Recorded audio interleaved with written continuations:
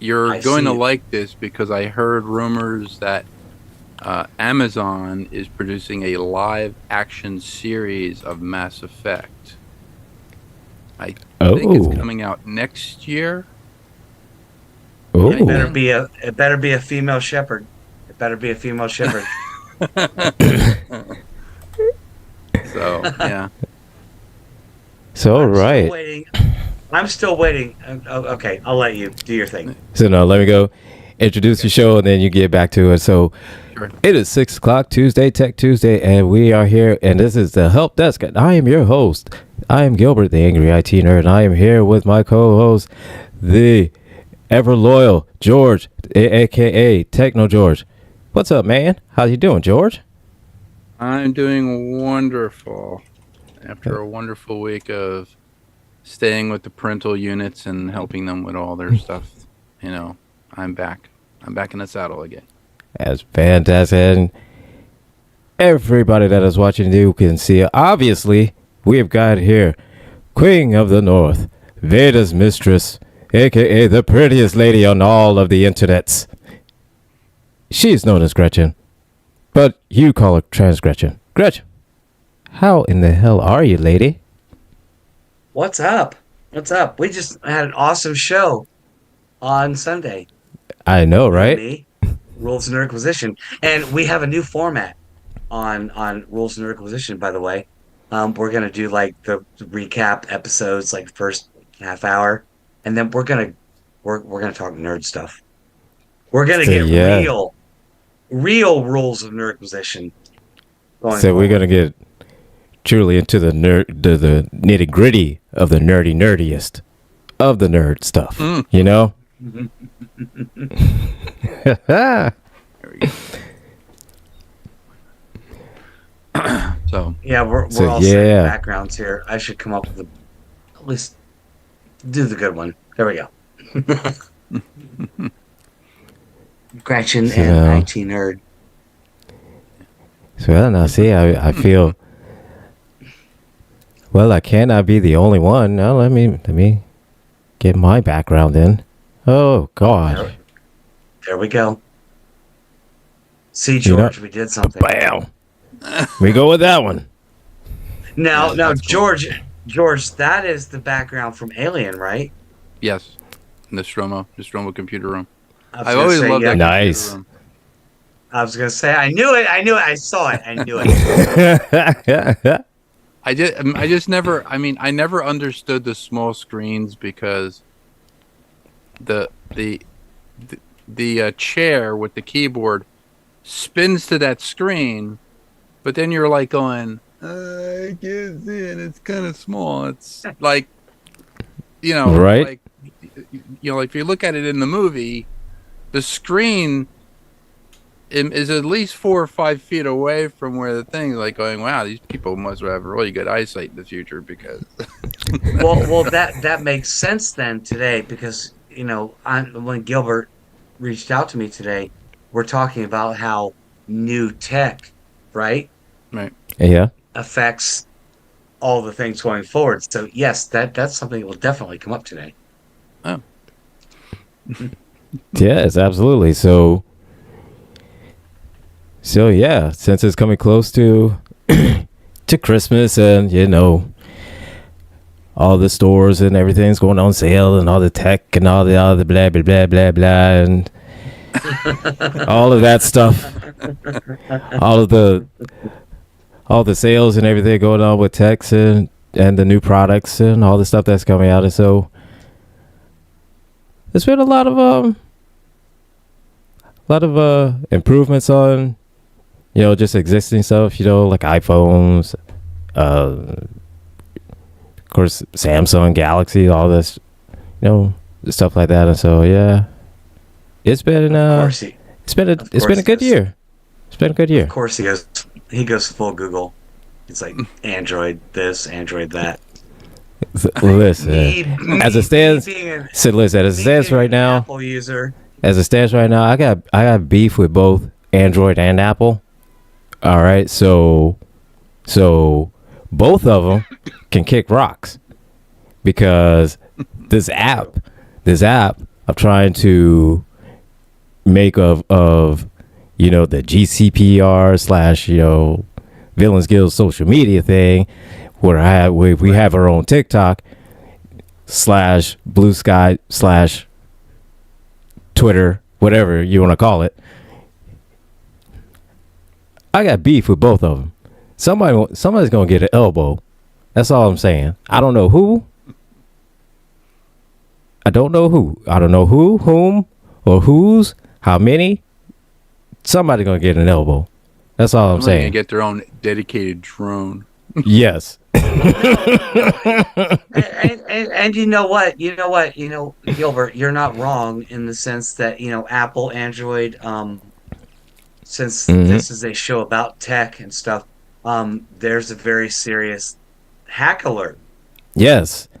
Serious alert for security Apple between and Android. Yeah. Yeah, but sending text messages between the two. Essentially, the text messages can be viewed between text between Apple users and Android users. Between Apple and Apple users is secure. Between Android users, it's secure. But between Apple and Android back to Apple, it can be viewed. So Yes. Now, whether it's me sending you a drunk text at late night, or I'm rapping or trying to rap, right. That's one thing. Needless to say, if the government. okay, I was trying to. Okay, so you know how sometimes when you're trying to when you don't want to hurt somebody's feelings and you don't know what to say, and you're just kind of like, well, Mom always said, if you don't have anything nice to say, don't say anything at all. and so I'm thinking, I was like, okay, And Gilbert took that lesson to heart. He was like, I ain't gonna say shit. I was thinking, maybe should I send a GIF? No, that will not do. No. Which So maybe send an emoji? No, because whatever emoji I send, it's going to be confusing. I love you, my friend. I do. But Thomas, We don't need to go any further. We don't need to go any further. and so me, I was like, you know what? Let me pray on it. Set that to the side. Thomas, by the way, Thomas, by the way, you were like, yeah, sure. Go ahead. Do that. See? Go right ahead and do that. See? Yeah, great, good idea. Why do you think I keep saying he's trying to get me beat up? Yes. Friends don't let friends rap drunk. I'm just saying. Especially on text. That's it. Yeah. Yeah. Because You're killing me, Smalls. You're killing me. Killing me, Smalls. Because it's like, I mean, I want to be supportive. But I want to be honest at the same time. So it's like, We're gonna move on from that. moving on. I didn't post it. The draft is deleted, and I deleted the text. I mean, so if you guys want to delete that text, you can. It's over. Oh. We're moving on. Oh, Moving on. no. Welcome to the help desk. No. But it might be in the cloud. I mean, who understands the cloud? Nobody. Nobody. See, where's the cloud? The cloud is everywhere. I've done horrible things in my life. That's not the worst. Trust me. So anyway. Okay, there, Tony Stark.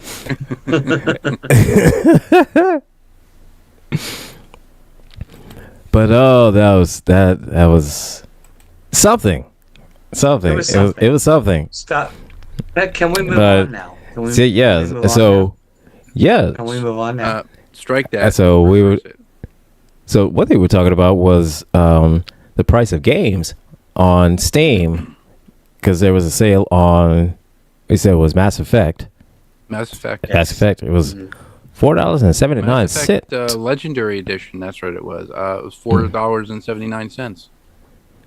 So yeah, Reduced from 20, see, as I remember. Wow. yeah, that's just one of those games that at that price you get it just because it's Yeah. that price. Yeah. Um, What did I pay for that on PlayStation Network? Because I bought it a couple years back, the Legendary Edition. That's what you were talking about, George, right? yes.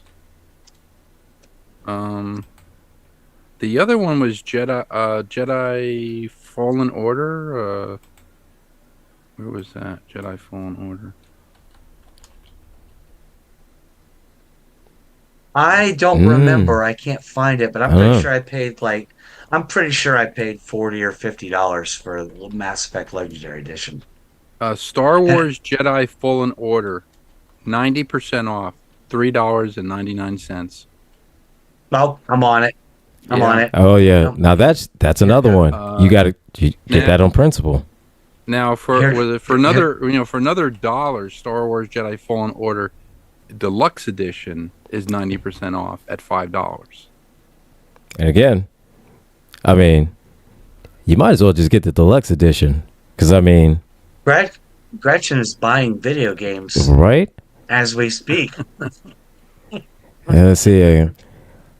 See, Gilbert is opening up his Steam and is putting Fallen Order into that mode right now.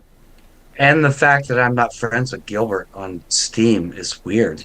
I'm friends with Why- nobody. why- I'm friends with nobody on Oh, Steam. no. Hang on. You know what? You know what? You about to be friends with me? Hang on. Where's I have no clue on how to use Steam. This is sad.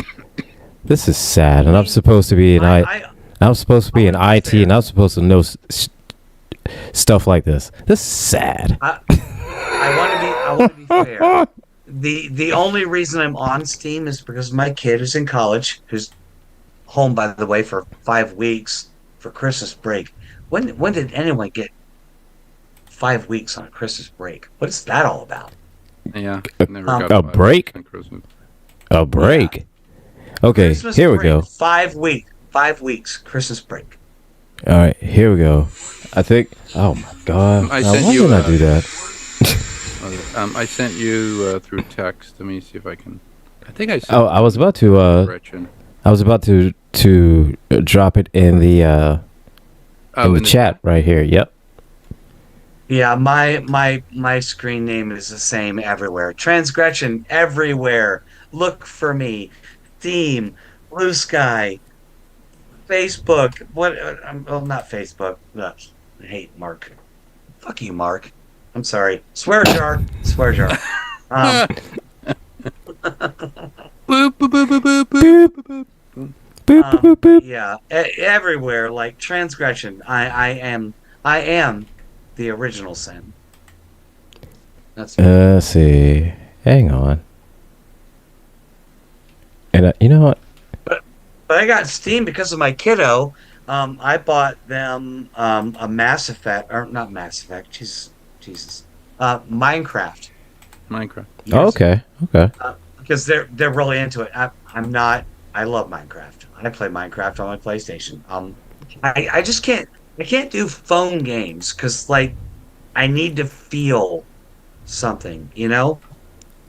Right. Do you know what I Okay. mean? Like if I'm typing, I generally know the layout of the keyboard. I don't look at the keyboard when I'm typing. I'm just typing. But if it's a Mhm. touch screen, you have to look at it Right. to make sure you're hitting all the spots. Same with controllers, game controllers. I can't do touch screen stuff. Just doesn't work for me. I have to see it. I have to feel it. Yeah. Hey, I get it. I understand that. So. But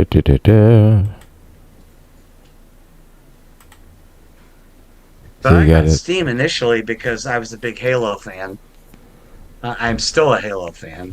Yes. I don't Mhm. know that I love how much 343 Studios has done with it, but I was a big time Halo 2 and 3 player, so 1, 2, Oh, and 3. that's what I wanted to tell you guys about. Okay.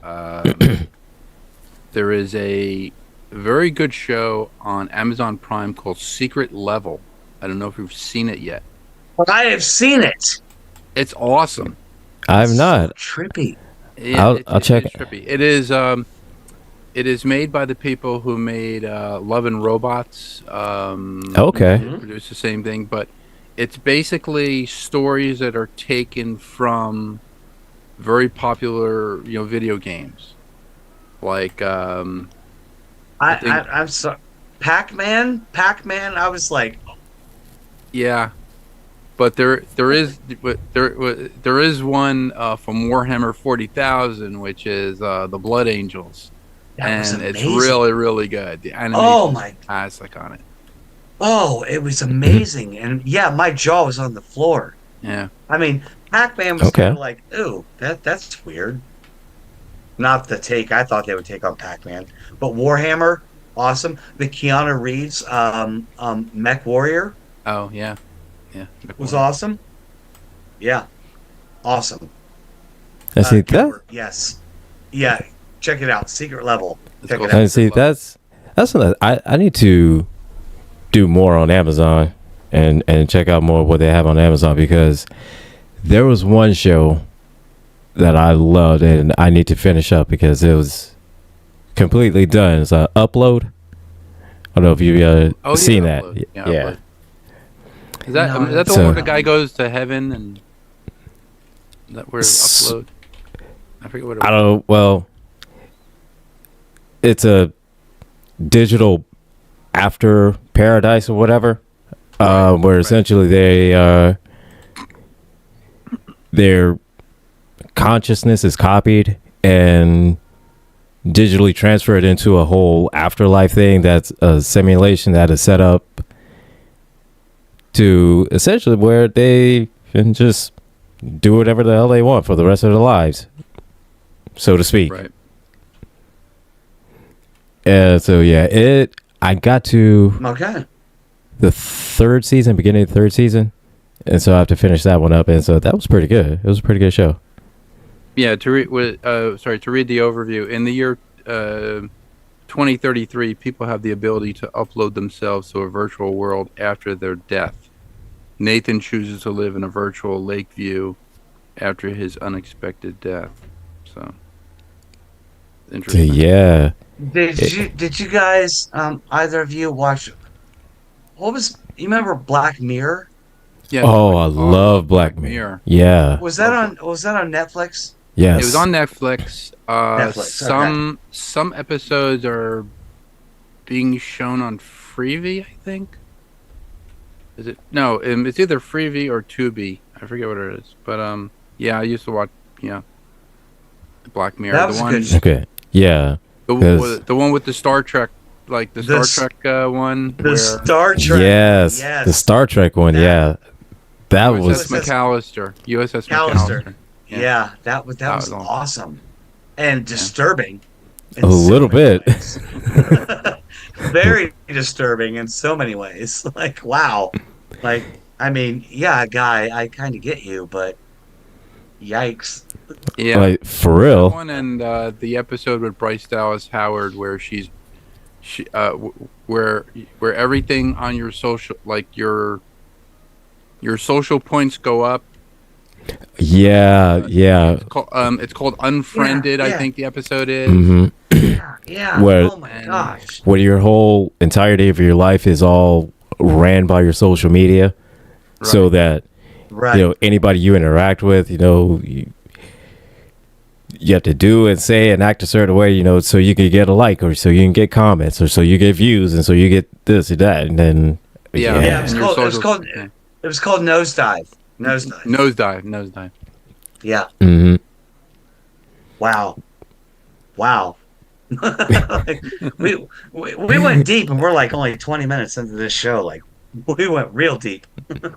yeah. But the crazy thing is with that episode with Black Mirror, the social media one, you see clearly that's exactly the way the society is going Yeah. with the social media, Yeah, that's because Well, yeah, and the funny thing is that Black Mirror is on Netflix. Have either of you watched that Netflix documentary, Social Dilemma? No. You haven't watched that? About how social Uh, media tracks what we watch. Like not just like say you're scrolling on your favorite app, but like yeah, how you're there for 2 seconds, you scroll to the next one, you're on there for 15 seconds, you scroll, how they yeah. track everything we do. Wow. And people are worried about TikTok. Mm. So We're no, about to literally, lose TikTok, but every social media is doing it. yeah. They just I remember it now. I didn't know the name of it first, but yeah, it's just that it track you throughout all of your social media on your Everything. Facebook, Everything you Snapchat, do. everything. If you stay on a video for 2 seconds, 15 seconds, a minute, whatever, it tracks It's all of all that. correlated and quantified and calculated and sent to some thing somewhere Mhm. like, okay, this person watched that video for 5 seconds, watched that video for 15 seconds, that video for 22 seconds, that video for 3 seconds, and Yeah. it's all quantified.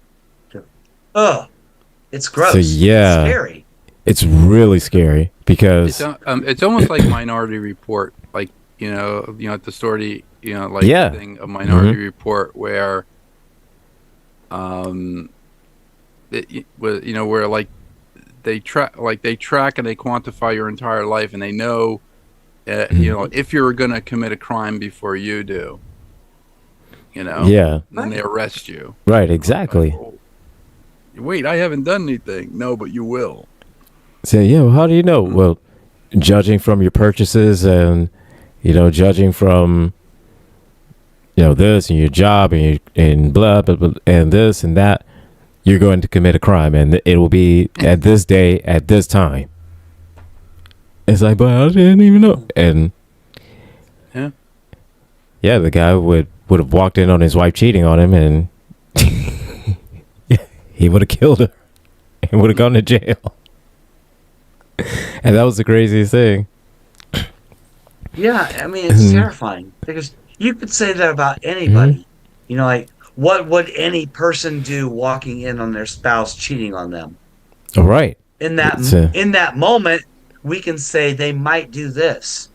oh yeah, we could say, Seven, oh, or you could say ourselves that, oh well, oh I know me, or I would grab something and I would do something to both of them, or I would be so hurt I'd have to walk away, or I'd be so you don't know what you would do. You don't know no, whether or you not don't. if you don't know whether or not if you would do something to harm her, or would you walk away? Would you do something to harm? Right. You don't know. Right. Their quantification is like 75% of people who walked in on this situation are gonna do violence. Where, me, I walk in and be like, oh, thank God I'm out of this. Jeez. So I'm gonna right, go now. Bye. it's like Thank God. oh, I see you're busy. Let me just get my Right. things and go. And I don't have to even fight to get out. Right. So it's like, it's your problem now. Let me get my stuff and leave. Right. But but that the algorithm, But the and that's algorithm would that's say, that's the thing that scares people most about TikTok. And that's the mm-hmm, thing that's most beloved about TikTok and most desired about TikTok from a tech standpoint is its algorithm. yeah, We may not like it. We may argue about how TikTok algorithm is crap, but TikTok has a better algorithm than any social media out there. Period. I mean, Way that I mean, it does gives because you what you simply, look at. I mean, it does in the sense that whatever you like and who you follow, it pulls everything similar to it, instead of just like how in Facebook or in Instagram or in Twitter or whatever the case may be, to where just like maybe one or two but everything else is just ads and random stuff. But Right. essentially, just TikTok is the only one that pulls everything. Yeah. Make us money, but yeah, I mean, I would say that TikTok's algorithm is probably most coveted amongst all social media.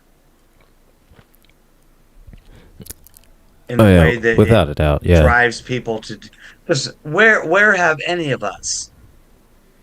I don't know what George's social media presence is on TikTok, but you and I, Angry. I mean, I know that I've been on social media since Facebook launched. Back in the day, yeah, old like back in the day. Like I've been on it since MySpace days. So MySpace, yeah, exactly. Have you ever had anywhere close to what, regardless of the size of your following now? Have you ever had a following? Not anything that you can build as quickly as TikTok. Not anything that keeps you just hooked on it, because essentially the social media algorithms, they're programmed to keep you there engaged, whether to like or comment or share. It's there to keep you engaged, and there's not been an algorithm that has done that as successfully as TikTok. Because when TikTok first came onto the scene, because before I started even posted anything on TikTok, I would find myself just scrolling just for hour and a half, 2 hours, just laughing at stuff. And just exactly just like that, just the whole time, just yeah. And I was on TikTok. Yeah, just find yourself just scrolling like that. Yeah, I was on TikTok a whole year before I posted a damn thing. All right, and laughing and giggling. And I've had social media presences. I've had MySpace, I've had Facebook, I've had Twitter, I've had all Instagram, all the other ones. I have never, ever even broken 1,000 followers on any platform before TikTok came along. And I'm not a big creator on TikTok. I've got just shy of 14.2 thousand followers, something like that. Wow. It's taken me 4 years to get there. I've been on the only thing that even comes close is on Blue Sky. I've been on there for a couple of months. I'm almost to 1,000 followers. Almost. I have 21 million on Planet 51, but on this planet, no, I don't have anything. Yeah, well, I mean, I've never done a TikTok. But Earth sucks. Right? It does. It does. It does suck. Bizarro World is awesome, man. This is actually turning into Bizarro World. So, actually, I'd rather get a face hugger on me in your background than I would in this world half the time. Just going through the daily grind. Like, my gosh. But yeah, though, it's insane, just the algorithm on TikTok, how almost to a point it's programmed to be so intuitive, to essentially just to be that targeted, with not only with the content that you put out, but with the content that you search for, and then bringing in any and everything that's just exactly like it. So, and so many times, and I can't. Oh, go ahead, Gretchen. I was just saying I can't let this go without, because of George's background, without giving a shout out to the late great Ian Holm. Yes. Not just Bilbo Baggins. Yeah. Not just Bilbo Baggins, but not just Bilbo Baggins. Bilbo Baggins. I watched a Leonard Nimoy documentary today on YouTube and got it bald for like 4 hours. But anyway. Well, we could have had more insight if his son was not such a douche. Oh, I'm sorry. I'll be on your show for $500. God, if I So, had $500, I'm gonna go buy groceries and gas. said $500. You mean like Earth dollars? Not like $500. 5 bars of gold pressed platinum. Yeah, in Frankie money, that's like $10,457. Like, right? no, So it's like 500, sorry, Adam. like five, Sorry, just like 500, like I'm like sorry, U.S. Adam. dollars. If I had $500 for the Rules of Nerdquisition, I'm giving 250 to Gilbert, and we're gonna go enjoy So- our Thursday. Right? Like screw that, man. Yeah, yeah. you could buy. We're I gonna- mean, you could buy. Let's see, $500. You could probably stay in Pasadena, California, and go to VidCon. You know. Yeah. I And had then you Huh? could do your special show of rules for like Rules of Nerdquisition at VidCon and do the Star Wars special. I had dinner Yeah. with 2 members of the Villains Guild about a week and a half ago. Oh. Ben Daldero and DT Bro. Cool. We went out to dinner, and they were in town for GalaxyCon here in Columbus. $500 was about a third of what DT Bro spent to meet Hayden Christensen. Wow. Mm-hmm. No, I'm out. I'm sorry. I'm Yeah. I'm gonna go buy. I'd rather go buy some $6 eggs. Hayden's cool and all. I like him. So hey, it's Games of cool, and Thrones. and Nah. and don't get me wrong, and get the picture with him and everything. Great. It's awesome. I know you had a Yes. great time. Yep. I wouldn't spend the money on, but I know how to use Photoshop, so that's I'll get a picture. Oh, I'll get a picture. I was there. I was there. See? Look at him standing next to me. I'll get my picture. Whether I have to do it myself or Canva AI. Midjourney. There you go. Go to Midjourney. right. Well, Midjourney. hey, when it comes to me and CEOs of big companies, I didn't see shit. I'm just saying, I ain't see shit. It's like Looks good I to didn't- me. I didn't have my glasses Evidence. on. Didn't have my glasses on at the time, so my my testimony is flawed at best because I didn't have my glasses on. That senator. Right, right. I was vacuuming the lawn. I was busy. I didn't see anything. Vacuuming the lawn. Is it- Mowing the carpet or something. so I was giving my goldfish a bath. Right.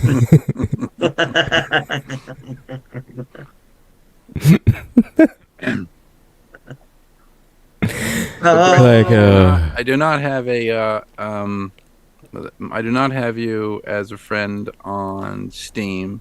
If you want to put your Steam, I guess Yeah, let me- if you want to put your code in the chat, the same as Gilbert did, I can grab it and put it in there, and then it'll officially be in there.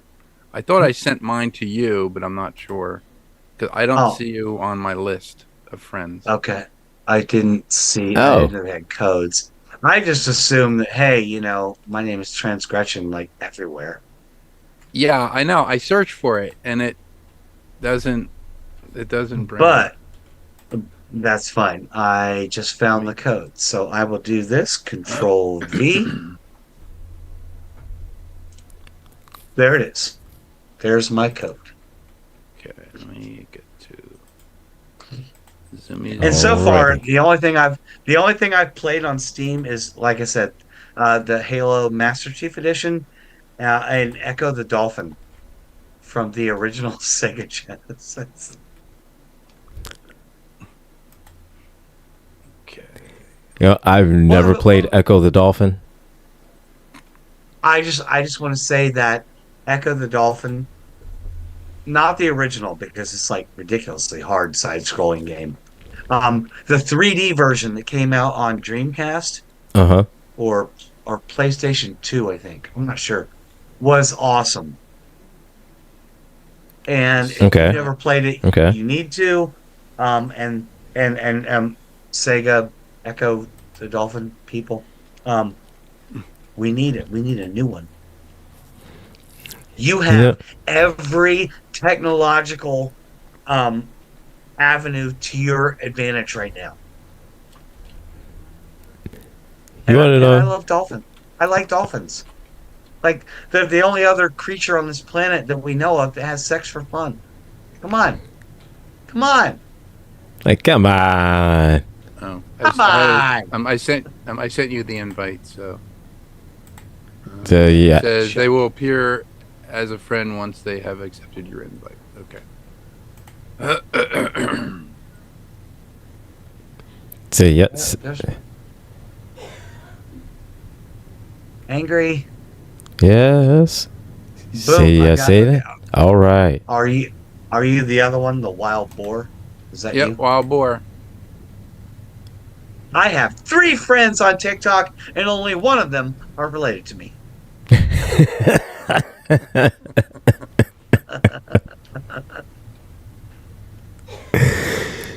But yeah, my only friend was like my kid is in college. The one is like on break for 5 weeks. Still can't figure that one out. 5 But, weeks. 5 weeks. 5 weeks for Christmas break. 5 weeks. Wow. Damn. Like And, when and they were like, before they went home today, they were like, "Hey, I got my grades back." I was like, "Yeah." They're like, "All A's." I'm like, I don't even know how to congratulate you anymore. Like, my mom was just happy that I passed. And you're like, I got a 95.5 on this final, and I'm so sad. I'm like, yeah, I'm so sad for you. I'm so sad. Yeah, I'm so sad for you. You stupid MFer. I'm so sad. Oh, I'm so sad. Oh, you passed with an A. Meanwhile, I was struggling. But here, you passed with an A. I wasn't struggling. I just wasn't paying attention. I was the person that would get up in the middle of the class and just walk out the door. Like, yeah, I'm done. It's Tuesday. I'm out. Gotta go.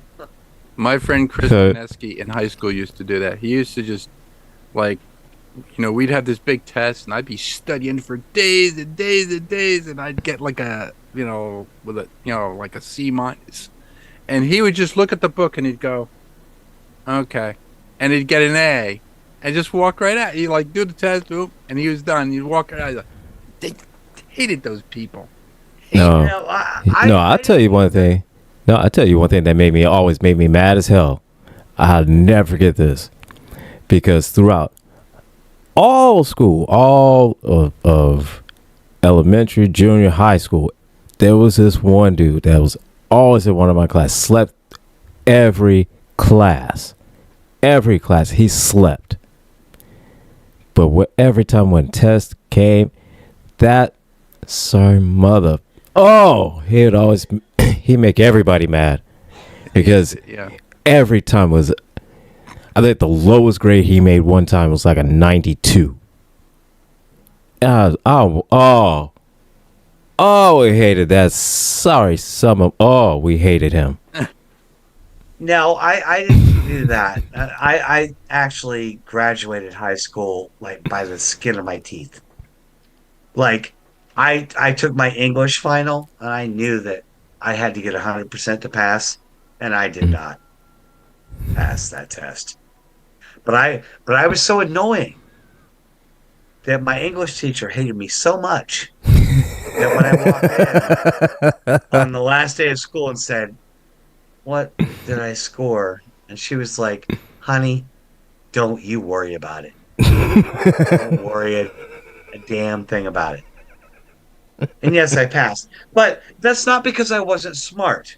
To be clear, it's not because I wasn't smart. I was not interested. You didn't apply yourself.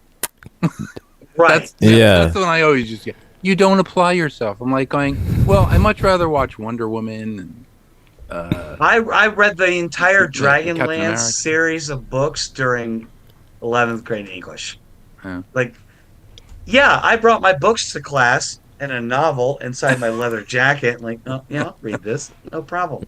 No, I Right. didn't care. And when I got my tech certifications for my MCSE, my Microsoft Engineer certification, I graduated top of my class at 108%. I was the only person to score over 100% in the class because I took all my certifications. But I was interested then, though. I wasn't interested in school, in high school. When they were like, today we're going to go have a pep rally. I don't give a crap about your pep rally. Get out of here. Here. Yeah, I was at Chubb and I was taking computer networking, and all of a sudden I got this job at Intel, and I was like, well, wait a minute, I could learn all this stuff on the job. Why do I need this stupid class? So I just canceled the class. I mean, I had just enrolled, and I was 2 weeks in, and I got this job, and I was learning stuff that like nobody knew, and I was in the class. I'm like going, wait a minute, I already did this. And I already did this. I do this every day for my job. So I was going to my job and then going to school at night, trying to get this stupid little certification. And I was like, I don't need this. I really don't need this stupid certification. It's just going to be another piece of paper that I really don't need. I just want the experience of working at this place. And then they gave me my own lab. Yeah. In like 3 weeks, the guy goes, okay, this is your own lab. We have nothing in it. Everything's going to start coming. You need to build stuff. No problem. I could build it. And I built it all. I built the whole lab from the ground up. And That's awesome. And I was Nice. That's awesome. But it was just, and I was going to school at night, and I was like, all of a sudden I just said, you know what? I just can't stay here. Because they were teaching me about token ring. I was like, I don't care about token ring. Token ring is like, it was just, I had this book on token ring that I had to go through. And I was like, when am I ever going to use this again? It's all coax. Right. It's coax cable. I was like, unless I travel back in time with Doc Brown and I had to go hook up stuff, the network, like I'm on token ring. I was like, no, I'm not going to do this stuff. So yeah, I was. Right. Exactly. That's what I'm saying. I graduated high school with a D- average, but I am also a certified Microsoft systems engineer, and I'm an accountant. That's my job. I'm an accountant, Nice. but I barely graduated high school. So kids, yeah, minimal effort does sometimes work out. Well, I mean, and here's the thing too. School is not really designed to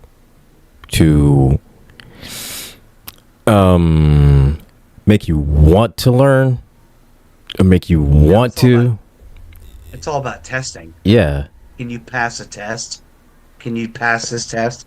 That, and I'm not for Trump's getting rid of the Department of Education, but this whole idea that our value, our intelligence is determined on how well we test. Right. So Doesn't matter.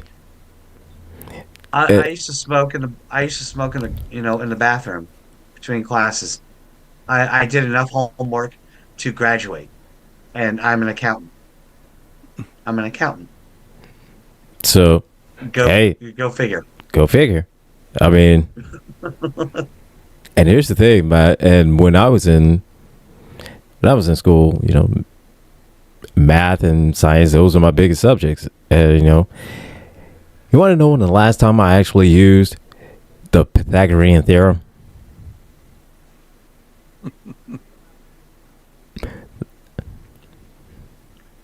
Never. It's been over 20 years since the last time I've had to use the Pythagorean theorem. Okay. And were you in high school when you did it?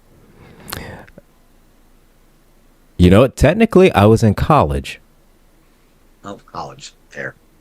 but it was I like, should've said, were you in class? but it was first year college. So I mean, But you were in an educational environment. You weren't in an employment environment. You were in an no, educational pure environment. educational. Yes, Right. Meaning that you've never used that app, you've never applied it not in real life. no, no. The Ever. only way I knew, the very first time I ever even learned about Pythagorean theorem, I knew if I would ever use this ever again in my life, it would be because I'd be a math teacher and I had to teach it. Then that would be the only way I knew for a fact I would ever have to use the Pythagorean theorem. Otherwise, It reminds me of the movie Red Planet with Val Kilmer, where he's like going, "Well, this is it. This is the moment when math is going to save my life." Right. right? Yeah, I mean, even then, boys and girls, I'm an accountant. Yes, I make good money being an accountant. Do you know the formulas I use most often? Addition and subtraction. That's it. That's it. I mean, That's it. Accounts payable, mean- accounts receivable. Right. Can you It's add? hilarious. Can you subtract? I mean, contrary to what you learn in school, kids, a lot of times in the real world, unless you got a job in NASA or you have a job as a mathematician, you don't need to know like that level of it. I mean, yeah, it's good to know, it's good to know addition, subtraction, multiplication, division, but Yeah, but my job does not require me to understand the Euclidean geometry of the three sides of a triangle. exactly, you don't need to know. You don't need to determine which side what makes a triangle an isosceles. You don't need to Right. you don't need to know that. My job is like, hey, you're good at math. How much money are we making, and how much money are we losing? Here's all the numbers here. Right. Okay. Said let me know. Tell me how much we're making, how much we're losing. Okay. That's what we're making. That's what we're losing. Just to throw this out there again, boys and girls, money isn't real. We made it up. It's not real. So while we're all out there scrambling to get our little slice of this sense or that sense, money's not real. And as soon as everyone figures that out, world governments will collapse. Yeah. We will descend into chaos. Our robot overlords will have the opportunity to take over while we are busy trying to figure out how we are going to pay for everything while nobody wants anything while everybody wants everything. Well, I mean, as this show was meant to talk about what are the world-changing technologies that are going to, affect our lives. But yes. You and I, Gilbert, know that having had, into our second season of Rules of Nerdquisition and talking about AI for how many times now? For well over some weeks. Yeah, for quite some weeks. I'm ready for the Terminator. I'm ready for the Terminators. Just come in. You can have my clothes, my boots, and my motorcycle. You can have it. I'm done. So wash day tomorrow, right? I mean, nothing clean, right? I mean, you can have it all. So you can have it. Only thing I just ask, just let me keep one of my printers. Just let me keep one of my 3D printers, just so I can make a toy when I want to make a toy. Right. Or your ghost gun. Oh, sorry. Oh no! Who said who? No. Who said? Nobody said anything about what? Who? What? I cannot comment on that I know. only because My company this year is not having a holiday party Oh, or having a wake. And we'll leave it at And that. I'll leave it at that. We'll leave it at that. But all I ask is Sorry, just Brian. let me keep one of my printers. Sorry, Brian. Just let me keep one of my printers so I can make the rest of the Dragon Balls. yeah. There you go. I only got 4-star ball. I need to make the one through seven. I need to make the other 6. Were there 6? Okay. Well, there's this is where 7 total, but I only got 1 made, so I need 4 more. this is where my nerd cred fails me, and you guys might judge me for this. I have never watched Dragon Ball. I know nothing about it. I know nothing about it either. I've never watched it. I'm sorry. I'm old school. So Well- I watched the old movies on TCM, like Turner Classic Movies. I watched those. I watched some yeah. anime in my life. no, some that's fair. anime. No, that's watched a fair. lot of anime. My question to Gilbert is: should I Hmm. watch it? Do you think I it's think- important, imperative that I should watch it? If you don't want to punch the So Liz, I think like this. yeah, you have to watch it. I think it like this. Okay. I do believe that you'll enjoy it. Do I think will you whirled in if you never watch? No. But that you will definitely enjoy it. I think you'll definitely like it. Okay. You'll have your favorite characters, like my personal favorite is Vegeta. And so it is a lot of people their favorite is Vegeta. I at least know the names. I'm not like totally ignorant. I know the names. You say Vegeta, I'm like, oh, I know that. I know the character. I'm totally ignorant. Yes. So I have to go to I- Adult Swim and go watch it. Was it to give you kind of a comparison to the Dragon Ball version of the characters or whatnot? Think of Vegeta as the General Zod of the Dragon Ball. Okay. I'm sold. I'm sold. Especially if it's like the original General Zod, and not And the so genetically engineered. My people. That guy, not that guy. no. See, Thomas and me. We're let's gonna see. go rounds and rounds about that. But you know what?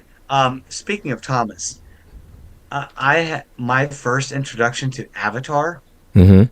was the Shyamalan. The M Night Shyamalan, the movie M Night Shyamalan I had Avatar. never even seen it until then. Now I have since Mhm. watched the series, and Avatar And then, of course- is amazing. It's Right. amazing. Yeah, The show is amazing. The cartoon, not the movie. yeah, Night. and so- Happening. Give Thomas his 1775 back.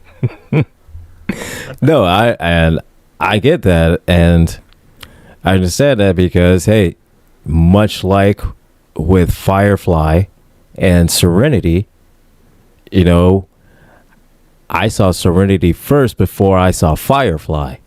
Oh, Right. So Yeah. when I saw Serenity, I loved the movie. No, but when I saw Firefly, I was like, "Oh, the movie is okay," but the Yeah. series, Right. Right. The movie is not bad, but the series. right. So that's what I understood. Okay, now I get it yeah. because the movie is what got my attention to watch the series, and much like okay. us with the Avatar, that got your attention to watch the series. Yeah. Right. Exactly. And I was like, wow. I mean, of course, you watch Serenity, you're like, this is a good movie. And then you watch the series, you're like, wow, the series is really good. The movie's okay. I watched Avatar. You watched Avatar the movie, and then you saw, oh, that's good. I like this. And And you saw then- the series, and then you was like, that movie's trash. Yeah, that movie is trash. That movie is trash. And also, shout out, not that we're praising Joss Whedon here, but Firefly is the whole reason that I have a passionate, ongoing love affair that Nathan Fillion has no idea about. True. Like, we are absolutely soulmates. He just doesn't know it yet. Okay.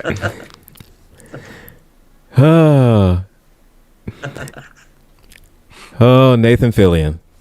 If this ever reaches your ears, Nathan Fillion, And your soulmate, you can contact your soulmate right here through GCPR. Rules of Nerdquisition. but We'll love you have you on but too. do you want to know what really sold me on him? Was not Firefly, Serenity, or anything like that. Was that he played Buck? He was the voice of Buck and the face of Buck in Halo 3 ODST. Oh yeah. And Okay. Okay. and the bio of Buck in ODST was like so good he could almost be a Spartan. And then they brought him Nice. back in Halo 5 as a Spartan. Nice. And I was like, oh God, you just it was just an object, and then you gave it battery power.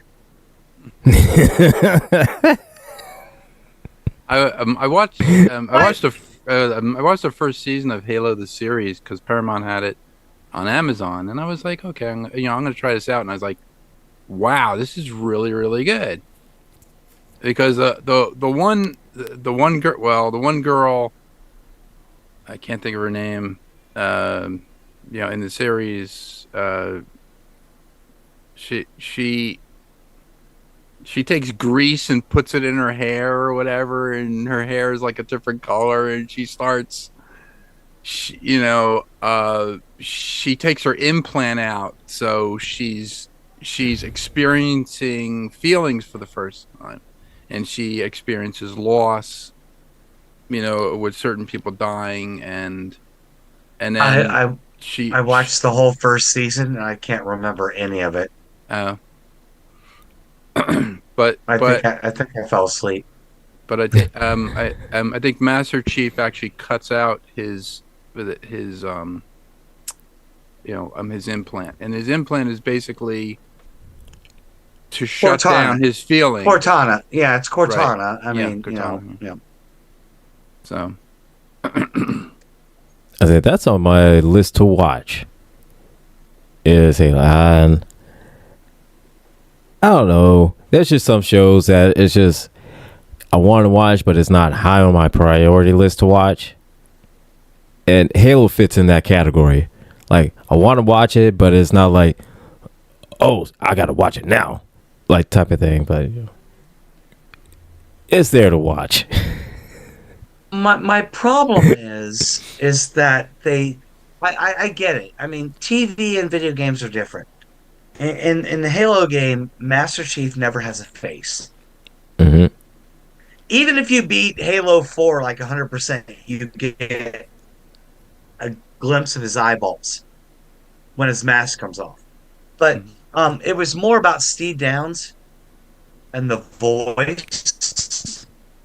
Like Master Chief in a lot of the games leading up to it, he could look at you with his mask on and you knew when he was emoting without seeing actual emotions.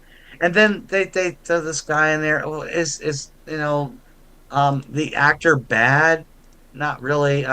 Pablo Schreiber plays Master Chief in the Paramount show. from 13 Great. Hours. Yeah, from 13 Yeah. Hours movie. You're fine. You're fine. I have no problem with you, but you're missing. That's why video games don't always translate into great shows or movies.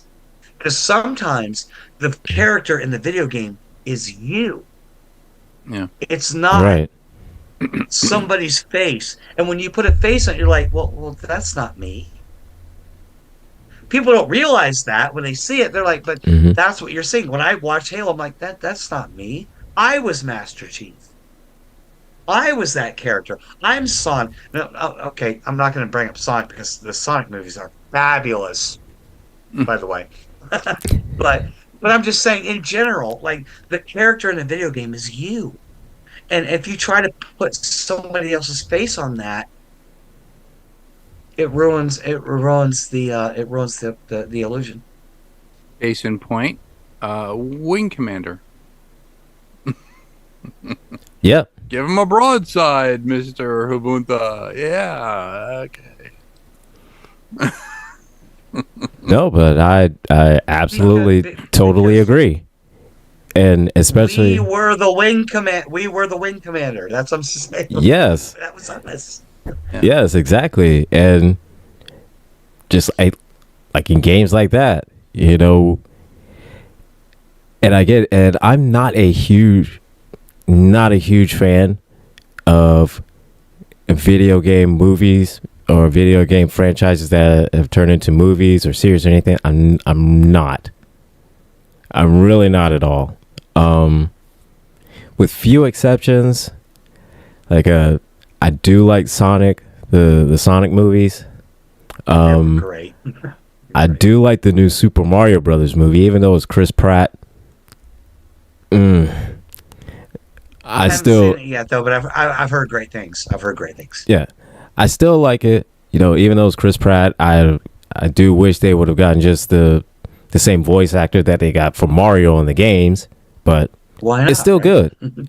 It's still good, you know. But the ones like Resident Evils, I detest those. I detest them with a passion. Mortal Kombat. I love Mortal Kombat, but I hate the movies. Can somebody tell me what the logic was in hiring Christopher Lambert to be Raiden? Highlander. He was trying to get that Highlander Yeah, fame. Still trying I to. guess. I don't know. I don't know. And even Nobody else changing, wanted the role. no one else wanted That it. guy- No. That He guy had to has pay the rent that week.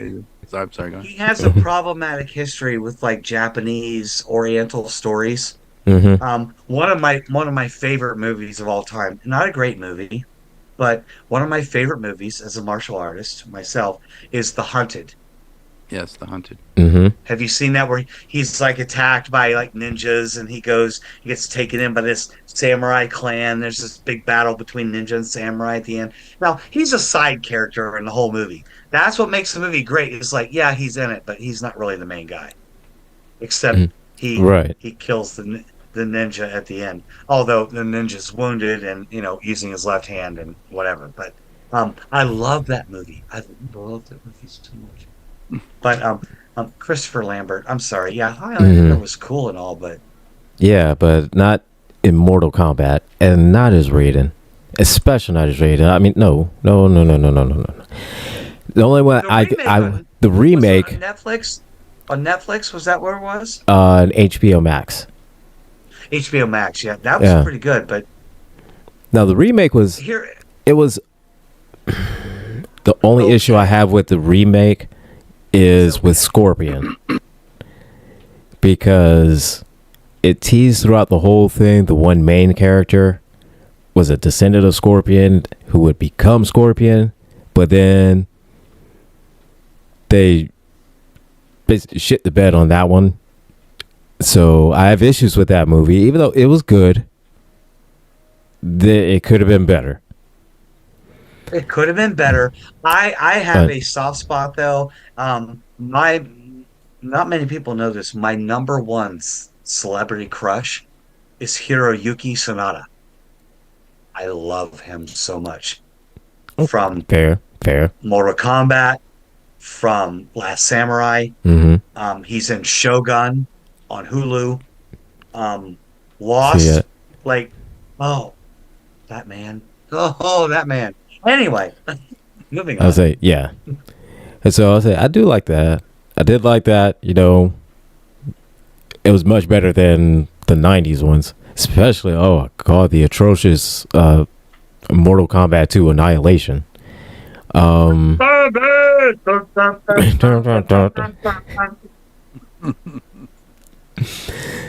But I hated all those. The first Super Mario Brothers, oh my God, with John Leguizamo and Bob Hoskins, I loathed that movie. I used to run home from school just to watch the Super Mario Brothers hour. And when they'd have like Uh, every Friday, they'd have a little 10-minute Legend of Zelda cartoon at the end. yeah, with Oh the my God, how terrible. "Excuse me, princess," and God, again, what that's one of way those to turn cartoons. It way messed to up the turn Link into a whole total simp. right. Just made him just not very likable. It just was not like it's just a tool, and just ruined the It's whole lore of Legend of Zelda by having Link talk. and it's available on Amazon Prime. Please don't watch. No, it's Don't watch it. Don't watch it. said do yourself a favor, don't watch. Don't watch. Don't watch Mm. Lamageddon. Yeah, what is it? Don't Not it watch. either, so. Don't watch. Or Killer Sofa. But what was leading me into this was that Rockstar Studios, and I know that Gilbert's passionate about them too because I love GTA. Hmm. Fantastic games. Yes. GTA 5 is one of my favorite games of all time. Absolutely love that game. Hmm. Um, I don't Yes. really like the mob boss character so much. Yeah. You know, I I mean, I say I sad. yeah, I love GTA 5. I do. But I would say honestly my personal favorite is San Andreas. And Okay, I don't know that's why. fair. I do like San Andreas, but don't get me wrong, I love GTA 5 just simply because the same reason I love all GTA games is the radio stations.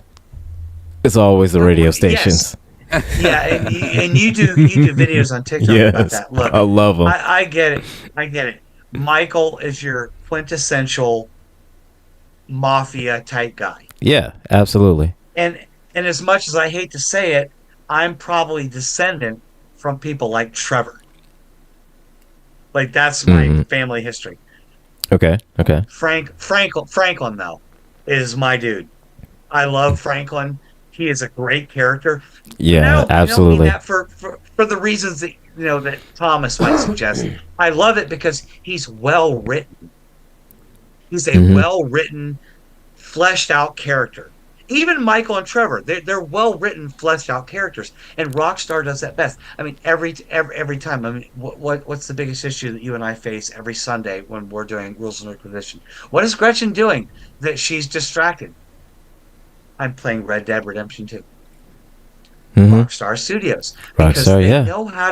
they know how to write fleshed out characters, and Yeah. that was what I was leading to is that I want a Red Dead movie or a Red Dead TV show, but they're like, They wouldn't do we they don't wouldn't care do it about the justice. money. We Uh, don't, and that's what they've said. We don't care about the money. We want honest representation, and we don't think we can get that. right, because You can they give know. us $1 billion, but you're not going to do it justice. Right, exactly. Because they know whoever they deal with, they're going to be all about just money. Right. Is this going to sell? Is that going to sell? Is that going to sell? Well, that's not a part of the story, but is it going to sell? They don't care about whether or not if it's part of the story. They just, is it going to sell? The production companies just want the next blockbuster. They don't care about characters like Franklin or Trevor or Arthur Morgan from Red Dead Redemption. They don't care about that. They just want They just want that fat dollar. my pockets get. Yep. Right. Right. And so, and that's again another part of the reason why I absolutely I cannot stand video game franchises franchises that become movies and TV. Again, like with few exceptions, I don't like it. Like I hate it. I hated the Sonic the Hedgehog cartoons. Yeah. Like the Saturday morning in the 90s. I hated those. Oh, I hated those. It wasn't until somebody came out. I cannot remember. I don't know which studio. It was probably Toei Animation that came out with the Sonic the anime. Then I liked that. I liked that. Street Fighter 2. Oh. Street Fighter 2 was atrocious. Street Fighter 2 was absolutely garbage. And I love Raul Julia. Rest in peace, sir. From Adam's Yeah. Family, you were amazing. But oh my God, I'm sorry. Look here. One of your last credits was M. Bison in Street Fighter. Oh my God. So, I was like, Raul Julie, you should have passed on that one. Oh, he passed all right, just not.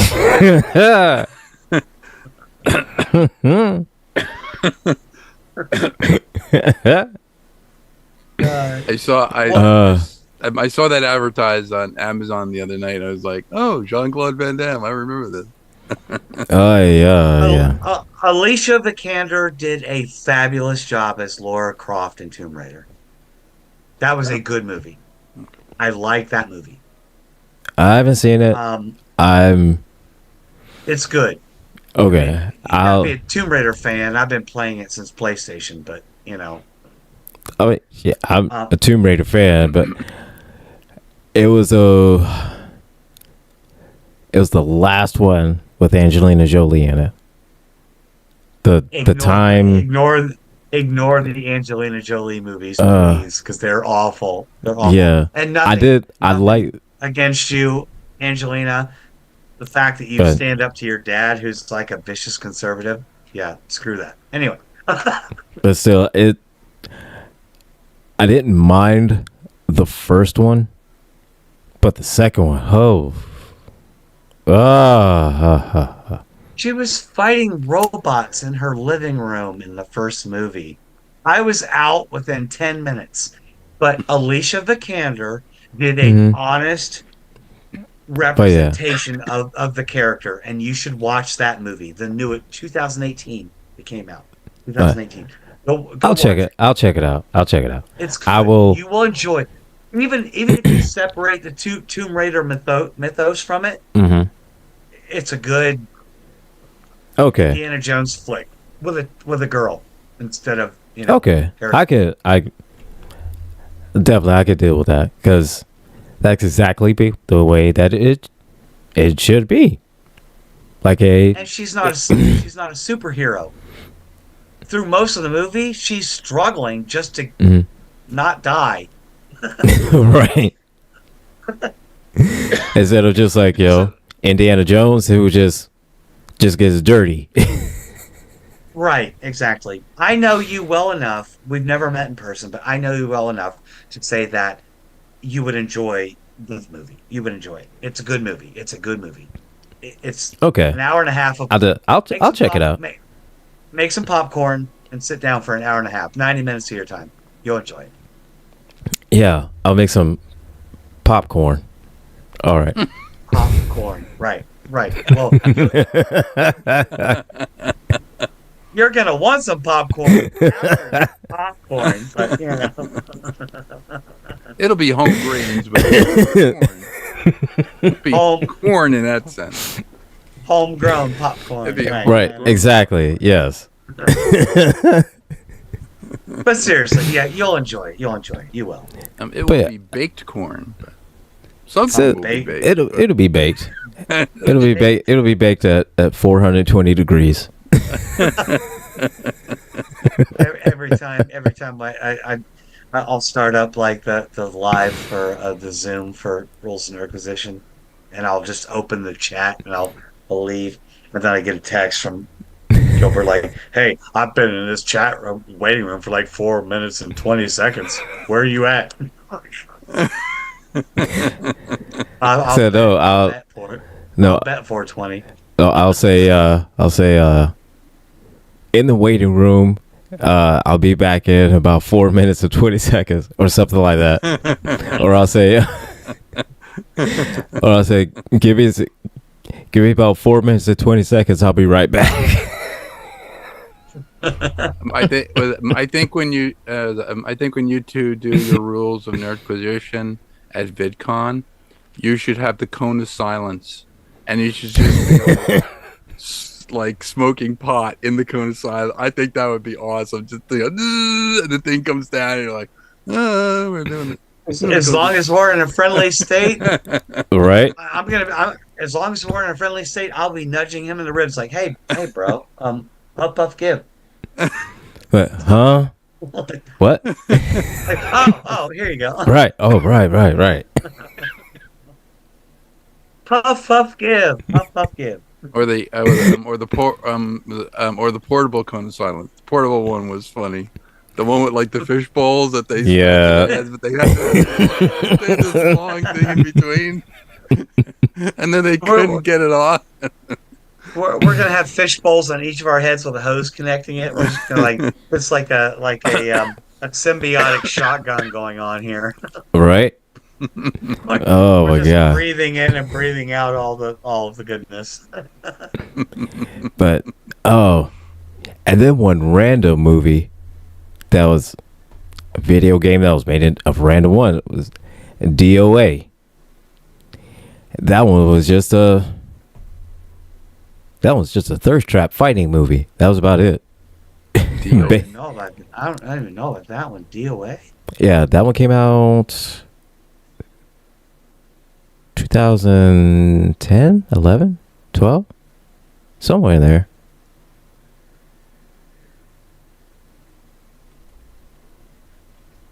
I'm checking.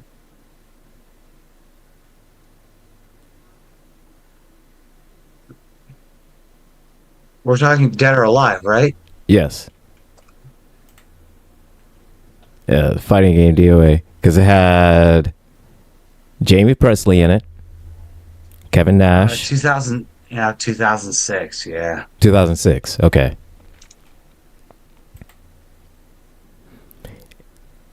Yeah, that one was just it's a thirst trap fighting game. So made into a thirst trap fighting movie. Yeah, because they didn't learn their lesson, 10 years before. No. Because with Street Fighter. Oh my god.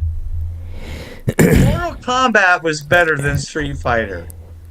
And that is sad. That's sad. And that is sad.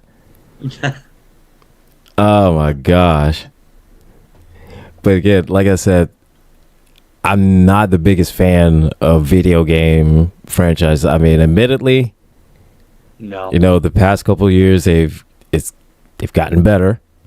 With Super Mario Brothers, Sonic the Hedgehog, even some parts of Mortal Kombat. I won't say all of it. I would say some parts of Mortal Kombat's really good. One part, Hiroyuki Sanada. First 10 minutes with him, amazing. in Mortal Kombat, first 10 minutes with him, amazing. Let's see. But yeah, a random game I thought about just, I want to say a couple days ago, Toe Jam and Earl on the Sega Genesis. I don't know why, just for whatever reason, I just thought about Toe Jam and Earl. Never played any of those. It's a really fun game. Those are fun games. Really, it will frustrate you, but it's fun because essentially what they're just two aliens crash landed on Earth, just trying to get parts of their ship so they can get back to their planet. Except their planet is called Funkatron. And they're just two aliens that just it's a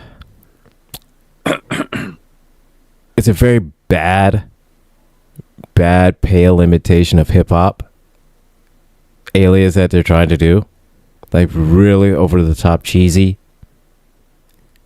But the game is just so much fun because you go through sand traps. They'll have music playing in which you'll randomly stop and dance, in which all the time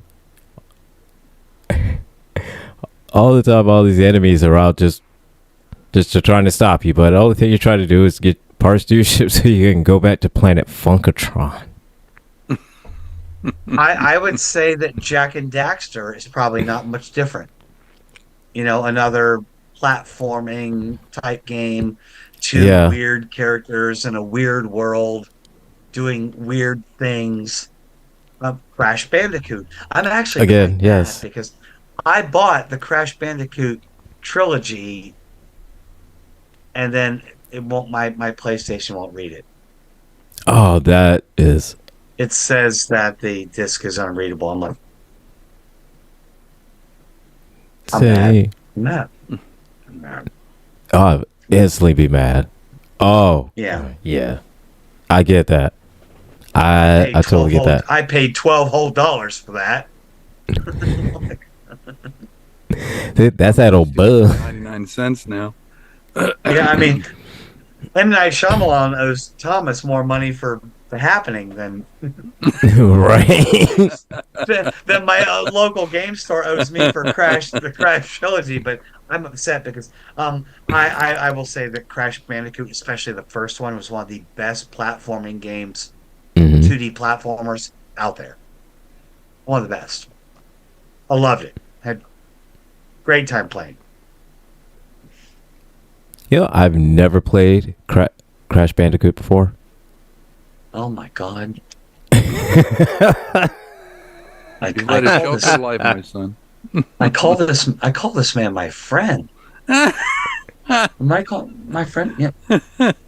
Right? No, he's my friend. You're right. It's weird. Yeah, it's weird. Anyway, sorry. That was my co-host. Talking to the voices.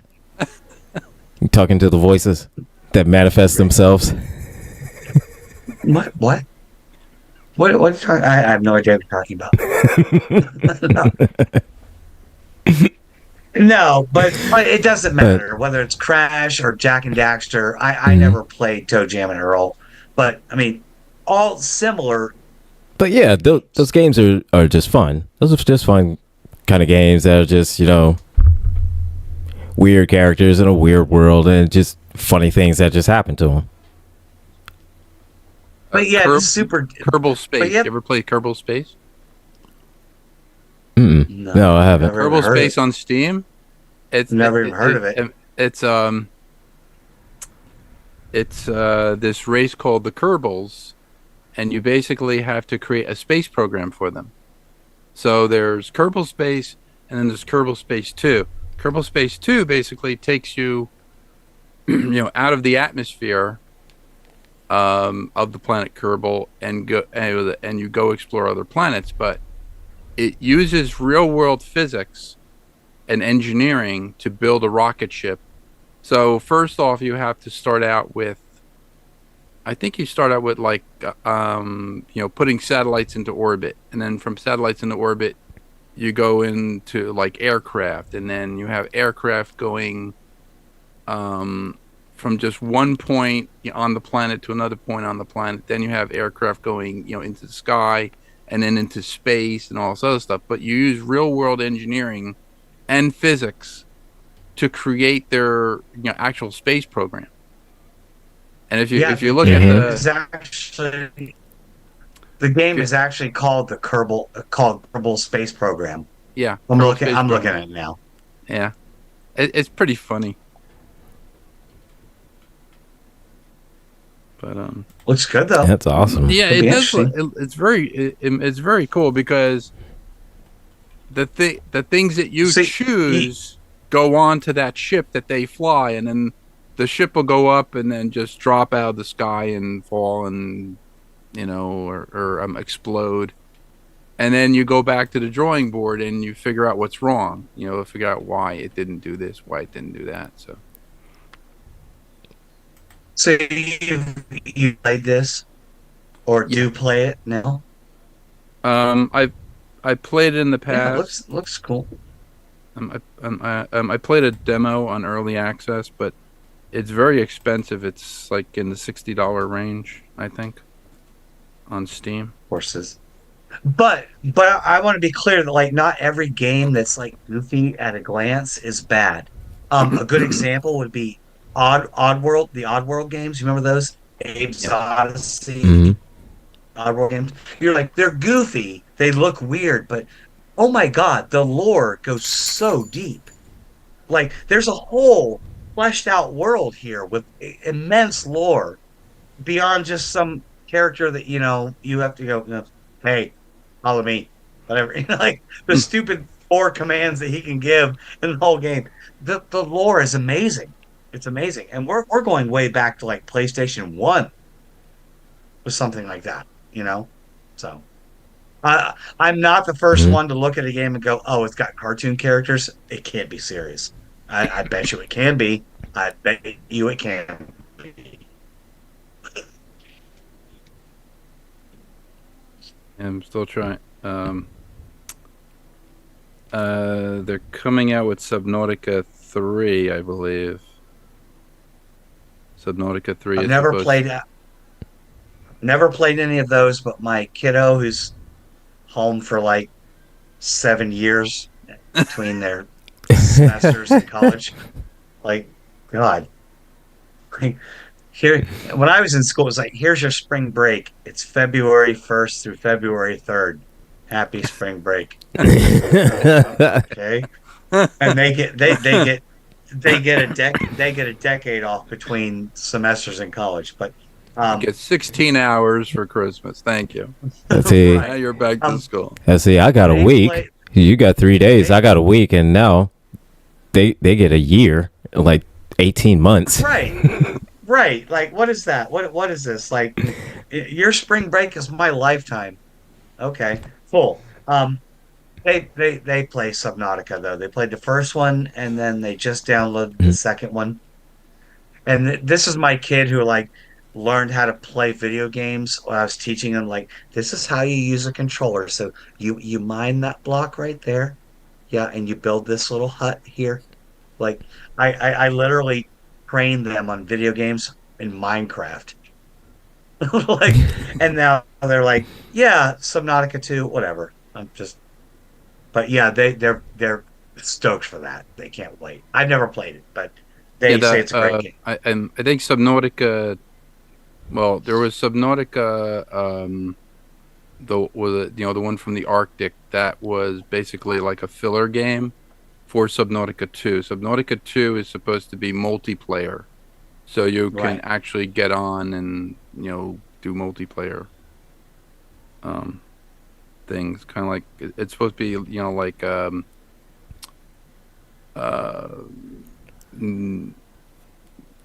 No Man's Sky, and I believe Occupy Mars is supposed to. See, that was the thing with Occupy Mars. It was a good game. It's a very good game. And all of a sudden, like Gilbert's game, they updated it. And when they updated it, everything that I had, my entire base, gone. And I was like, what the hell? I mean, I still had all of the points, but I had nothing. I had to start from scratch again. When they put the update in. Why couldn't they just update it and not change everything that you had, in there? Right. Yeah. But And Occupy Mars is pretty good. It had you build solar stations for power. You have battery power backup. For the nighttime, you have to grow food and all this other stuff. But you would actually scavenge from other failed missions around the planet. You would find like certain things, and then you bring it back to your base. But and my wife goes, you know, you do so well in these games. Why can't you build us a solar thing? And why can't you farm food and all this other stuff? And I'm like, going, well, it kind of costs money. It's like mine, like if I could do the thing like in No Man's Sky where I have this little, gun where I could take all the plants and just suck out all the stuff and then put it into its basic components. I could build all that stuff too in real life, but yeah, that's not going to happen. There's that money thing again. It's that little money issue. I know. It's a money issue. Always a problem. Stupid fake stuff we made up. Like It'd be like Star Trek, where we just take care of each other, right? We have replicated turkey on Thanksgiving, and what the hell? Right, and my Right? newest favorite YouTuber is Robert J. Coleman. You need to look him up. He not only does like retrospectives on all the movies and TV shows and stuff of Star Trek, but also does like these videos where it's like, how does the future work in the Star Trek universe? How does housing work? They're very good videos. They're very good videos. You check them out. Check them out. I'll shout them out on Tron this week. When I say Tron, I mean T.R.O.N. Right? Not not that guy. Yeah, not the throwing the disc Tron. The radio show. The radio show Tron, not the disc throwing Tron. And just to clarify or to specify it out loud, you cannot trademark that kind of, like, if I use an acronym based on your name, that's not trademark infringement. Like if I Rowan take J. the name, Coleman. if I take the name Gilbert and I say it means, great, intellectual, leisurely, whatever, down, he can't sue me. Right. So this week on Tron, T.R.O.N. So ta-da, and that is knowledge from an accountant. Oh, I got it. Here it is. Star Trek retrospectives. RJC is his channel. Yeah, he does great. I've been watching his videos like all week. I do a lot. There's a lot of YouTubers I watch and read, when I'm doing research for, me and Gilbert's show. But that guy, he's pretty good. I don't agree with his analysis of the reboot franchise, other than the fact that the reboot franchise was meant to cater to a larger audience. That I absolutely agree with. But it was really just Star Wars with a Star Trek skin on it. Because Star Trek is known for its philosophical debates, its moral dilemmas. And the reboots were just, how flashy can we get? Lens flares, explosions, battles in space. Star Trek has never been about that, ever. Yeah. And this is why, JJ, just sit down, JJ. You ruined everything. You ruined Star Trek. You ruined Star Wars. Like, JJ, get out of here. Like, I've heard the phrase of the future's so bright, you gotta wear shades. I mean, that's part of a song, but JJ shouldn't be blinding.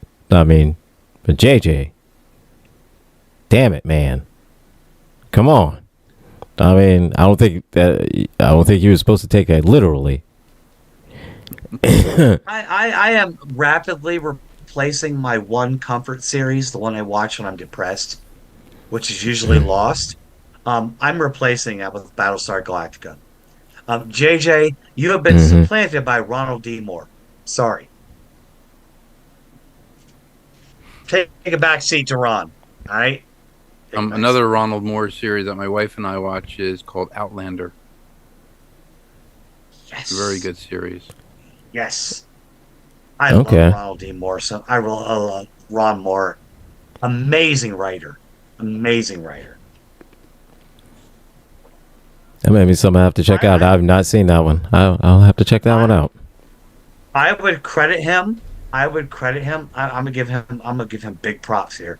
You know, when we're on Rules of Nerdquisition, often I say that like TNG, Voyager, DS9. That's like the big three, the golden age of Star Trek, right? Right? Um, I would say that he is most responsible for that era. Yeah. Yeah, I would agree. I definitely would agree. Yeah. He made it happen. He made it happen. And then he was like, "Oh, you like Star Trek? Do you like Battlestar Galactica? It's kind of dumb, right? It's kind of dumb, right? Do you want to see something cool though? Check this out." And I was like, "Oh, shit!" He took it away from the kids and gave it to the adults. That's what I thought about Yes. the guy. I was like, "Oh, wow, Yes. they took away the campy kid thing, and they made it into kind of like a documentary style thing with the camera angles going to the Galactica, kind of like, you know, like you see it, and then all of a sudden they kind of like zoom in on it, you know, but it was all snap. Yeah. Yeah, it's Yeah. called a snap. It's called a snap zoom. Yeah, when Right, they snap like zoom. zoom in real quick. Yeah. Yeah. Oh God, I love that show so much. I watched it all day today at work. And here's the thing, and the thing that I loved but also hated at the same time was just that when it would have that kind of shaky cam type of thing where it looks like, you know, somebody is there and it's like a news report and you here's my phone. I'm it's trying a to document. Yeah. I'm trying to It's a film this. documentary cam, yeah. like the whole documentary theme style to it. Yeah. Like I loved it, but I hated it at the same time because I loved it because it just added that sense of realism. Just simply because you're there in space, regardless of, you know, all of the inertial dampeners and everything to keep you stable. There's gonna be times shit's gonna hit you. We will actually talk about that when we go to Model Citizen, because I want to get Wes Sargent Mm-hmm. on. I know Wes, and he did. I think he did. He did actually. He did the CGI for Stargate Universe, and Stargate Universe has the same type of documentary. Yeah, You know, snap, you know, snap zoom, you know, stuff like that. Yeah, he did that. He did that for most of the Stargate series. Okay. But okay, yeah. cool. That'd be cool. Yeah, So I'd we'll love talk to. to Wes. Yeah. That'd be cool. Yeah. Yeah, absolutely. I mean, obviously, in every Star Trek or sci-fi series we watch, I mean, if there's aliens involved, BSG aside, there weren't. At least in the modern remaking, it's a lot of prosthesis and stuff like that. So, you know, what shape is your head? Kind of determines Right. what alien are you. What color are you? What did they paint you, blue or green or, you know, whatever? How many nostrils do you have? Right, or Right. in William Shatner's case, making Star Trek V, how many boobs do you have?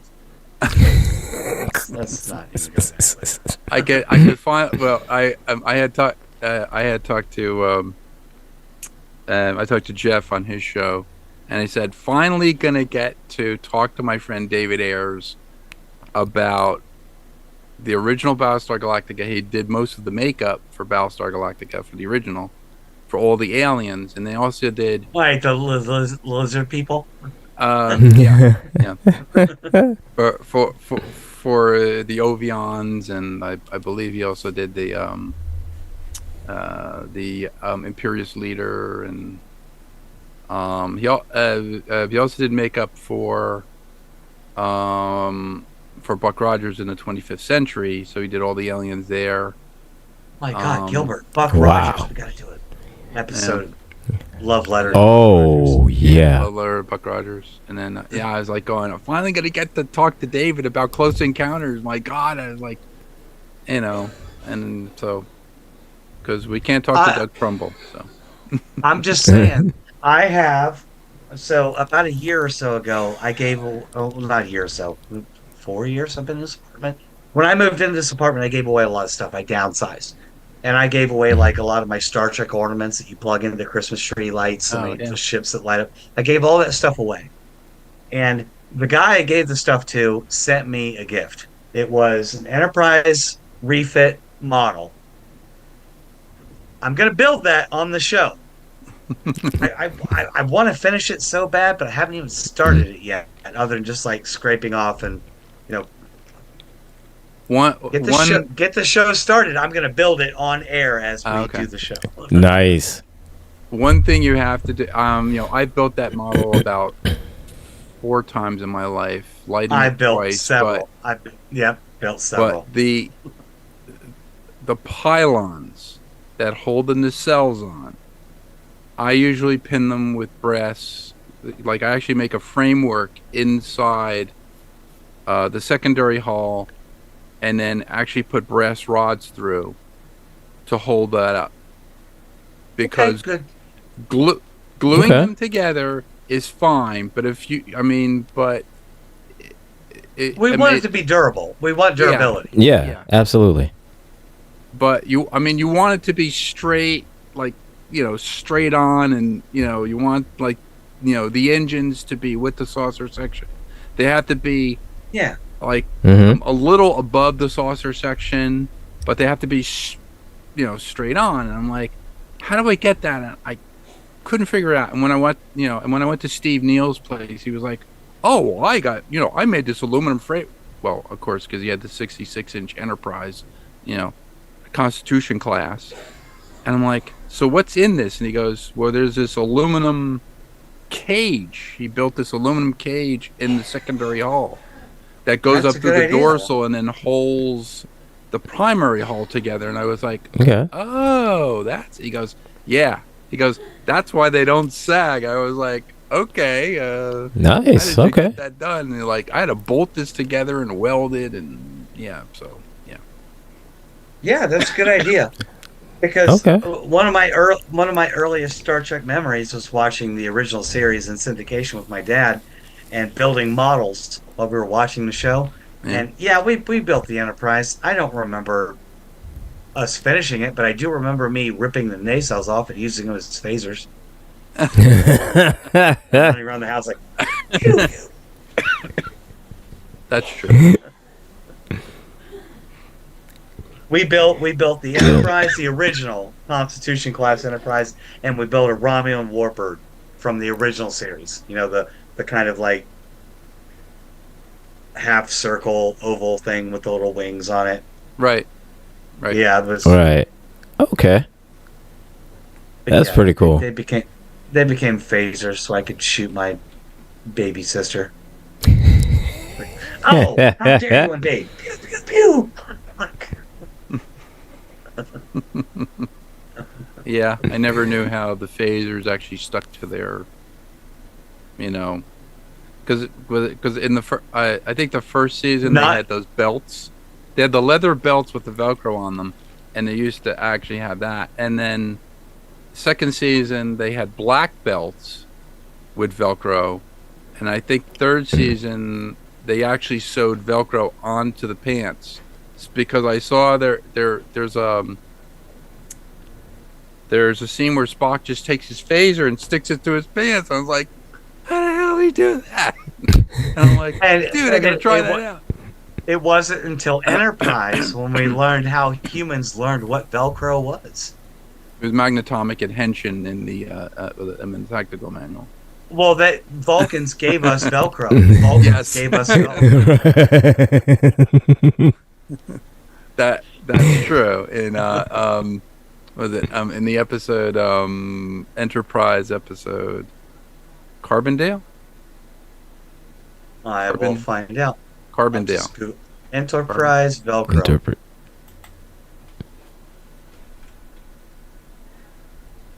Let's see. Carbon Creek. Carbon Creek. That's it. Carbon Creek. Because the kid didn't have enough money to go to college, and she took the thing. Yeah, she took the thing with the Velcro and brought it in, and this is where me and Gilbert kind of come to our crossroads, because I know that Gilbert hasn't fully watched Enterprise, right? Not all of it. I've only seen the first 2 seasons. Going through now and kind of rewatching them again, and Lower Decks, but Lower Decks is almost ending. So yeah. Lower Decks hilarious, though. By the way, screw you, Paramount, for ending that because it's Mm-hmm. awesome show. But I have not, much to many people's dismay, I have not finished Discovery, and everyone tells me how amazing that show is. And as a Trekkie, Mm-hmm. I don't care what you call me. I need to finish it. I need to finish it. And I also love uh I can't remember the Strange New first World. name. Sonequa Brown. I don't Sonequa Brown. Oh, Sonequa Martin Green. Damn it. You need Thank you. Yeah. Sonequa Martin Green. Yes. I love her. I love her. I loved her in Walking Dead, Mm-hmm. Yeah. and she was amazing in the first 2 seasons of Discovery I've watched. But yeah, I need to finish that show. I mean, that's the show that gave us Strange New Worlds, which is awesome. Yes. By the way, And absolutely. And Anson Mount is Anson that is Mount. Christopher Pike. Greatest Christopher Pike. You know, and honestly, I'm gonna say it like this: Discovery showed us a new look for Spock, having a beard, and I'm gonna tell you, I like beard. I like bearded Spock. I do like bearded Spock. Even clean shaven Spock, I do like clean shaven Spock, but I do like bearded Spock as well. We remember Mirror Mirror. We know Yeah. what Spock looks like with a goatee. Leonard I mean- Nimoy rocked that goatee like, Said rock that goatee like nobody else. But and what's his And name? Ethan. Oh, what's his name? Let me look it up real quick. But on Discovery, when they first found Spock, he had a full beard, long hair. yeah, I was like, yeah. okay, and I also, could do. I like it. I like it. hey JJ, Mr. Abrams, look, I'm not one to buy into the Ahura Spock romance in the reboot series. It just Mhm. doesn't make sense. Not When really. you watch the Robert J. Coleman videos, George, he's going to be like, yeah, it makes total sense because of the flirtation they had in like the original series. What, when Spock was playing his little thing and Ahura was singing? That's Like, not I mean- flirtation. Ethan It Peck. makes Ethan Peck. Yes, Is that who you're looking Ethan for? Peck. Yes, that's it. Sorry. Sorry. I'm just saying that romance made no sense. But Mm-mm. in Strange New Worlds, especially the premiere episode, we got to see what Vulcan romance actually looks like, and it made sense.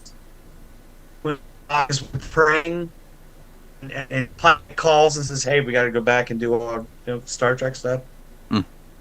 You Right, got to yeah. see Vulcan romance. It was not what you gave us in the reboot, JJ. Said, John James, whatever your real name is. said no. We actually got to see the full kind of flushed out Vulcan relationship. You know, we got to see the good, the bad, the ugly. We got to see, you know, Oh God! from It's not courting. even it's not even John James. It's Jeffrey Jacob. Get out of here, Jesus Christ! Jeff had to ruin two. Jeff had to ruin two franchises. Said just messing it up for everybody. Just messing everything up for everybody. You're killing me, JJ. You're killing me. Jeff, Killing me, Smalls. You're killing me. you're killing me, Jeff Jake. Said with your Get out of bright ass Star Trek. Is But- in one of the Roger J. Coleman videos, you'll watch it and he's talking the Star Trek reboot video, specifically the first one. He shows a picture, like a clip of like JJ standing next to a camera, shining a flashlight in front of it to create lens flare. Like I want to walk up and punch him right there. Just Jeff. Hey Jeff. so just smack that flashlight on and just pop. Right out of his hand. Well, I'm hitting with a 5 million candle power one because I had a really big battery on it. Right? Just Oops. oh my What are you god. doing to me, Jeff? Jake? And I remember a story that I read. I don't know how true it is, but apparently within editing of Star Trek, JJ of course was like, no, need the lens flare here, need another lens flare here, make it a little bit brighter here with the lens flare. And it was so bright that the whole screen was literally white when they went to play it back to see, of course, how the scene was after editing. And you couldn't see a damn thing. This is the Lost guy. I'm one of the few people that will tell you that I love Lost from beginning to end. I think it ended perfectly. I have no problem with the resolution. The show was amazing. It's one of my comfort shows. And you went into two franchises from my youth and you pooped on each one. Why did you do this? JJ, you did one great thing. You made the prequels better. Well, did then you also do what was it? What the hell was Cloverfield? He did Cloverfield. I'm JJ Abrams' version of Godzilla. I'm sorry. I'll take Godzilla meets the Blair Witch Project. That's about right. Yes. I will take Godzilla Zero any day. What a fantastic movie that was. I finally got absolute. Oh my god! For my birthday, my wife gave me, you know, she goes, "You want to rent?" I was like, I saw it with my friend Eric Longstreet in the theater in black and white, special edition black and white, and not a lot of scenes were very clear, but it was black and white. I was okay. So then I saw it in color, and I was like, oh, it's a lot better in color. Especially the scene where he's chasing the boat and they're dropping the mines, and they drop the one mine in his mouth and they blow it up. And then the side of it, just goes. I was going to lead into that because it's a fantastic movie with a fantastic soundtrack, and as inspiration from that movie, I have painted, or I'm almost done with the largest painting I've ever made, and I'm sending it to our friend Thomas because I know that he will appreciate it. It's like 3 by 5 feet. This painting is huge. That's a big canvas. Yes. It's Godzilla chasing the boat. Nice. Coming up out of the water, like I'm so proud of this. I mean, Thomas could tell me tomorrow, like, I hate you and never talk to me again. I'm still going to give it to him because I know of all the people in the world, he will love this.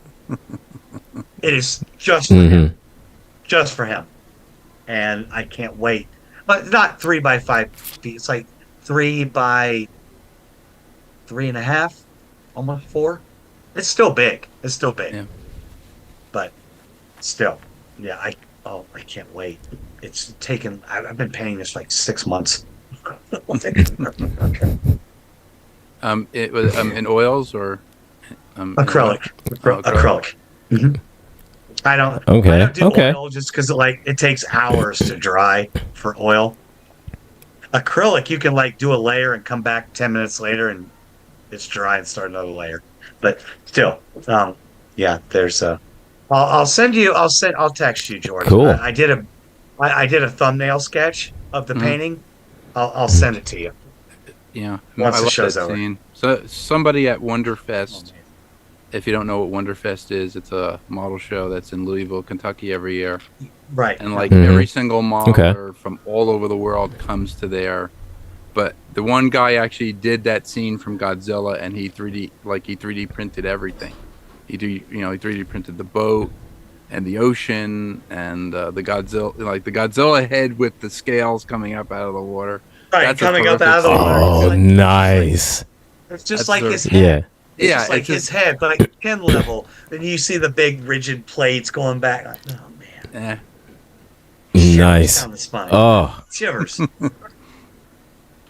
oh, Wait, that's yes. behind him. I'm like, wow. I was like going, like that must have been a really pretty fast boat because he's just like, I mean, he's booking. Right. Yeah, and God, the best thing about that movie though is that for once, at least in the last 10, 20, 30 years, Godzilla wasn't a good guy. Yeah. Oh, Godzilla was exactly what he was supposed to be. It was He was just like, just a pissed off monster. That was about it. Godzilla. He pulled a Hulk. Godzilla smash. That's what. I mean, Godzilla yes. yeah, I mean, smashes. but in the beginning he was just a large dinosaur. It was the Bikini Atoll blast that basically changed Right. him, mutated him. Yes. So yeah. Right, and that was why he was created originally. Was by the Japan. I don't remember. Soho. Toho Studios. Yeah, Toho Studios. Right, they created Right, him as right. after World War II. Just to say this is is a metaphor for nuclear warfare and stuff like that. So yeah, I'm sure we will talk to some of the Toho people once we start doing Model Citizen, because James knows a lot of those people, so he hangs out with the Toho crowd. So hopefully we can get some insights and stuff like that on that. So can't wait. So we're gonna be rubbing some elbows with some true nerd royalty here.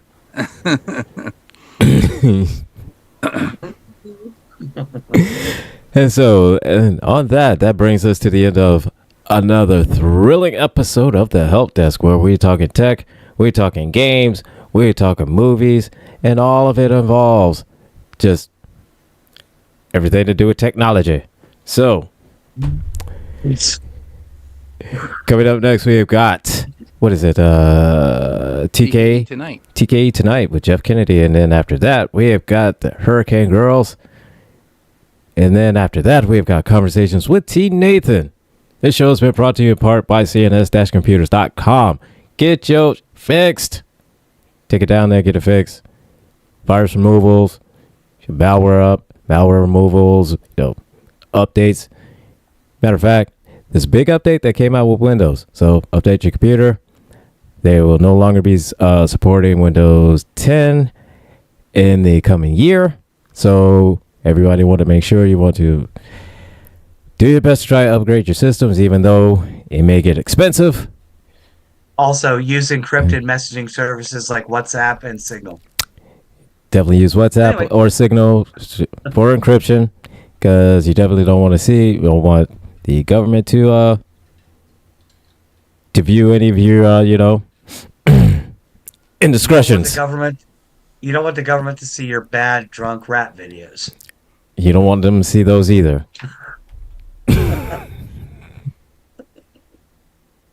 Thank you guys for having me. I love Sure, being no here. problem. You guys are great.